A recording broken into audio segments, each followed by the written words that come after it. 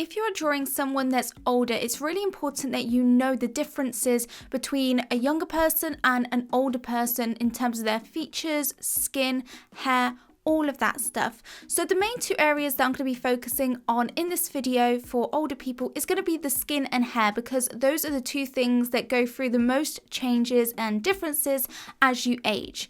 So let's start off with the skin, because that is a big one. And whilst I'm talking about this, you'll see that I am doing an eye study in the background.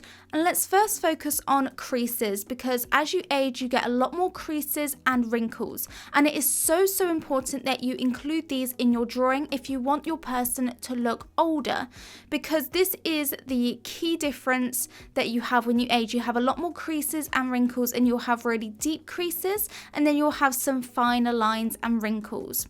Now, drawing creases and wrinkles is definitely not easy, and it can be very difficult to get a natural look. So I'm going to give you guys some tips now for how you can draw creases. So if you want to do a really deep crease, like for example with this eye study, there's quite a few deep creases and deep bags underneath the eye, then you don't want it to look too harsh. So try to avoid outlining. So now we're going to cut to a little demonstration where I'm going to show you. As you can see, I'm doing two lines, and they're going to start off the exact same, just two lines to indicate our crease.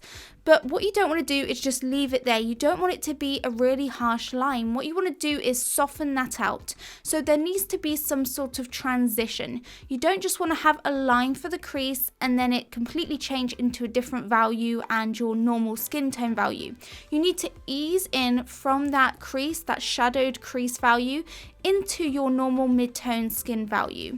So you definitely don't want there just to be a line.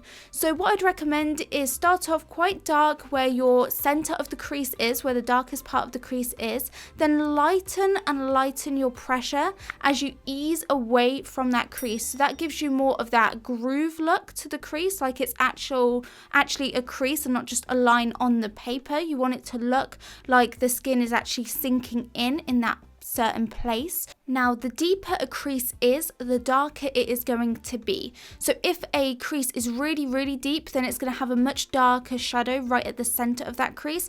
But if it is just a subtle groove, like a really shallow crease, then it's not going to be as dark and as big of a difference in value when you get into that crease. It's going to be a lot lighter than if you have a really deep crease. Another thing that you'll notice with skin as it ages is it hangs more loosely and it droops down a lot more.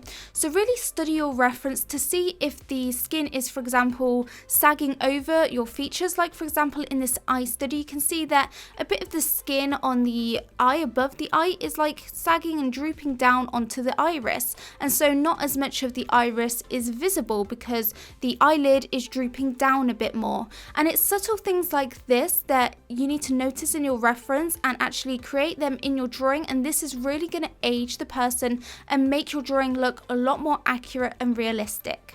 So what you want to avoid doing is over blending with your colored pencils, because if you over blend, then it's going to give it too much of an airbrush look to it. It might make it look like a wax model, and it definitely won't look very realistic. So here you can see an example where we're going back to that crease that we did earlier, and now I'm going to build up some more skin tones around it.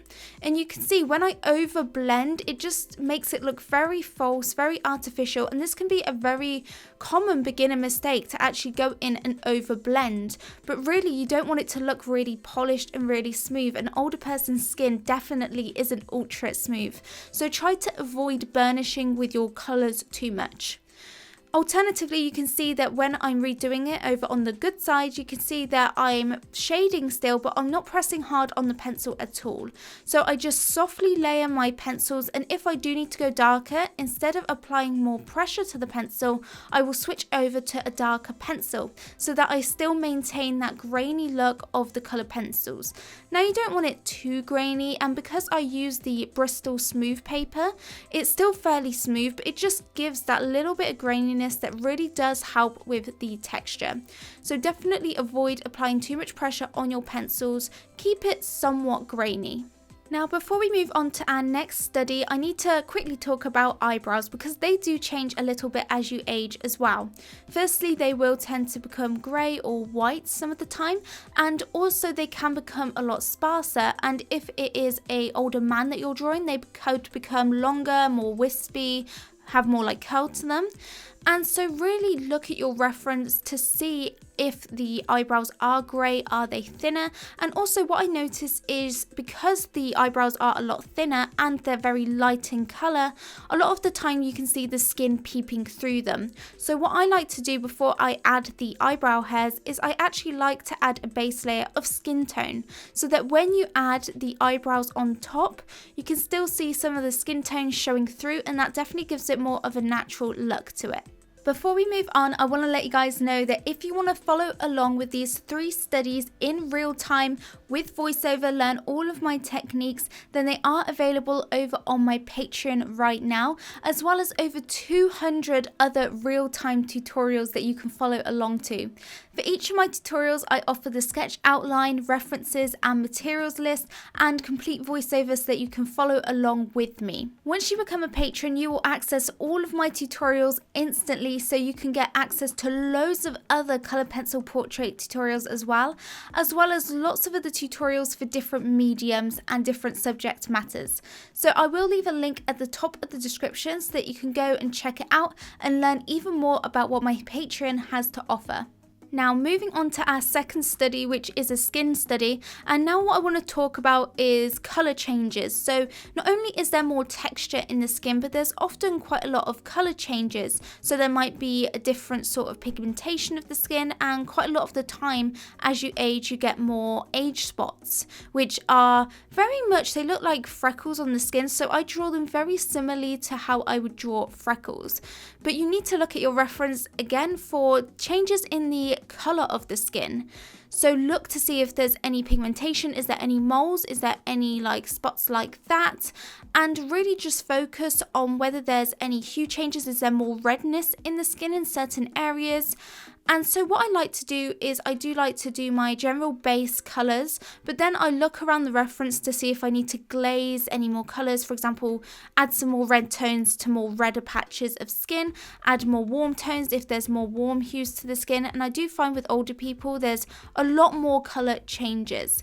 For example, with age spots, with the reference that I was drawing, they were very warm tones, so I applied, like freckles, some warmer toned browns first and some like terracotta, orangey, burnt ochre colours, and then I layered over some darker browns as well because they are lighter, but then in the centre of the age spots they can be a bit darker. So I really do recommend not only looking for the wrinkles and the physical texture to the skin, but also look at any colour changes. And I do recommend before you even start colouring your image to actually just look at the reference, get your colour picker tool, for example, import it into something like paint, and swatch different colours on different sections of the skin to have an idea of the range of colours that you need to use. And I definitely recommend picking the colours out before you just jump into the portrait, and really plan out which colours you want to use on each area of the skin. Now, as well as deep creases, there are also some very fine lines and wrinkles to the skin, which you can see me getting in this study. And to do this, I use a very special tool that I absolutely love for colour pencil drawings. It is my favourite tool, and that is an X-Acto knife. It is a fairly cheap tool, just a couple of pounds, and it really will help you so much, not just with texture for the skin, but also hair, which you'll see me do in a little bit as well.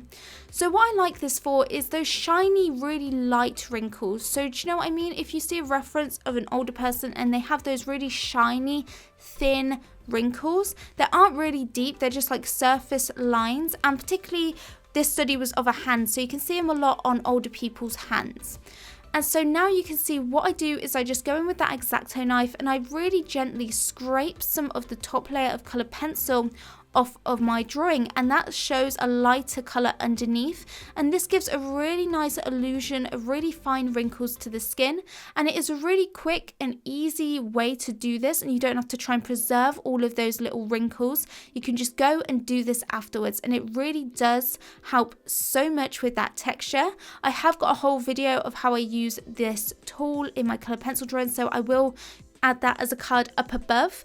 And now let's talk about hair. So hair is another thing that can really drastically change as you get older. Obviously it goes grey and white and it just loses that colour. And white and grey hair is definitely a very, very challenging colour to draw, especially if you're doing it on a white piece of paper with a white background. How do you make it stand out? And one thing that I'd say is a very common beginner mistake is to draw white hair with just white and not include enough grey, whereas even the lightest colours in the white hair still has some grey to it. As you can see here, that when I swatch the lightest colour of the hair, it's still a light grey. So I do tend to use a very light grey as a base tone, and then I even use darker greys and very dark greys. In some cases I was using the Prismacolor 90% warm grey, which is very, very dark for the shadows, because it is still very important that you make the hair pop. And if you haven't got any shadows in there, then it's not going to pop, especially against a white background.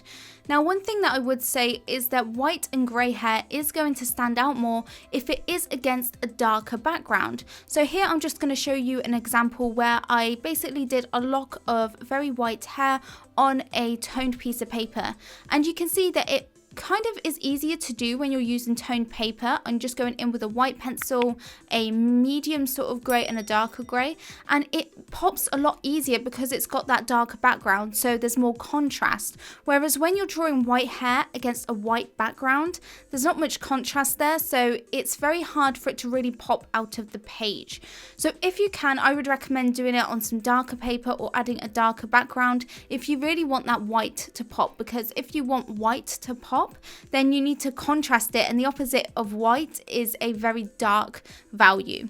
So that's something that I would bear in mind when you're doing your portrait, is what background are you going to use, because backgrounds are very important in making your portrait pop.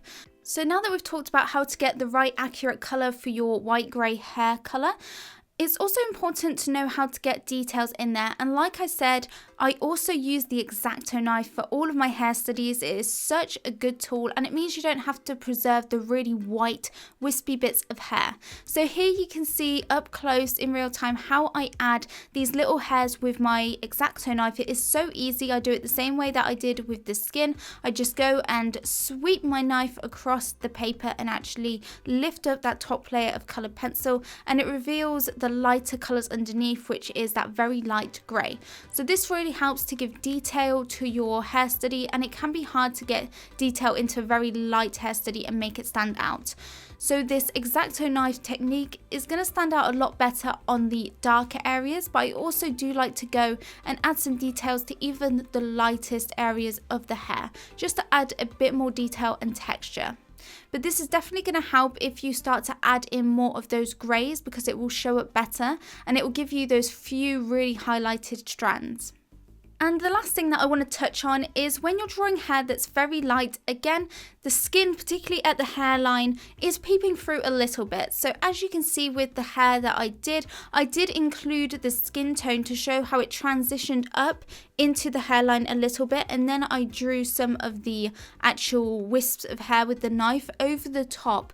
So it is important to look for those subtleties, like to see if the skin is peeping through the hair in any parts where it's thin. For example, if you're drawing a man, he might have very thin hair, and you might be able to see that flesh tone overlapping onto the white hair a little bit, so you might have to glaze a little bit of flesh tone into the hair just to make it look more accurate to the reference image. If you guys want to improve your portraits in colored pencils, then I have got a whole course where I go through how I create photorealistic colored pencil portraits. I teach you guys all my techniques, and you can get 15% off by using the code SAVE15 at checkout. So I will leave a link in the description so that you can go and check it out and watch the course trailer. And I take you through lots of different studies. I teach you guys basic techniques and show you the materials I like to use to really get that realistic look for your portraits. So I recommend going and checking that out. Anyway guys, that's it for this tutorial. I really do hope that you enjoyed it and learned something new. If you did, please give it a thumbs up and subscribe if you're new around here, and even tick that bell icon so you do get notified on my future videos. But that is it from me, and I'll see you guys in the next video. Bye everybody.